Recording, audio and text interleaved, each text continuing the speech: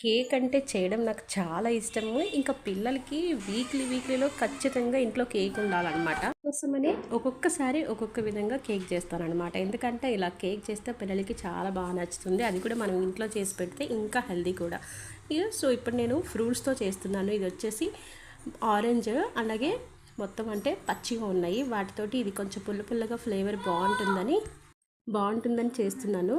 కానీ బనానా ఇంకా ఇవి రెండు కలిపి చేస్తే అన్ని ఫ్లేవర్స్ మిక్స్ ఉంటాయి అన్నమాట. చాలా బాగుంటుంది. ఇలా రసం తీసేసుకొని ఇందులో గింజలు మనం వడగట్టుకొని కేక్లో వేసేటప్పుడు వేస్తాం కదా. సో ఇప్పుడు నేనైతే 2 అరటిపళ్ళు తీసుకొని కట్ చేస్తున్నాను అనమాట. సేమ్ ఇంతకుముందు చేసినట్టే.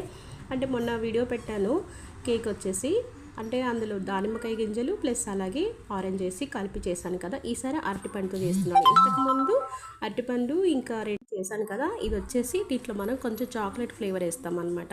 ఇప్పుడు ఇలా చూస్తుంటే సిర్లాక్ పిల్లలకి ఎలా తినిపిస్తామో అలాగే ఉంటుంది.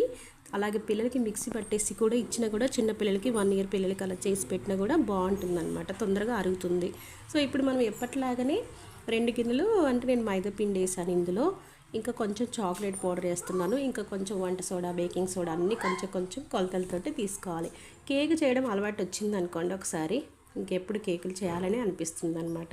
మీకు ఒకవేళ ఫస్ట్ టైం చేసే వాళ్ళకి 1-2 సార్లు అయితే చెడిపోవచ్చు, కానీ మూడోసారి మాత్రం బాగా పర్ఫెక్ట్గా వస్తుంది.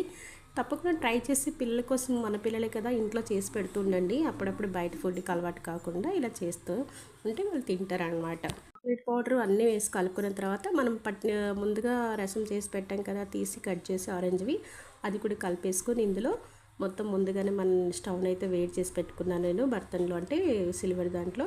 ఇక లాస్ట్లో మొత్తం అన్ని డ్రై ఫ్రూట్స్ కట్ చేసుకొని ఇలా జీడిపప్పు, బాదం పప్పు తోటి గార్నిష్ చేసుకొని ఇక 40 మినిట్స్ ఉడికిస్తే మన కేక్ రెడీ అయిపోతుంది.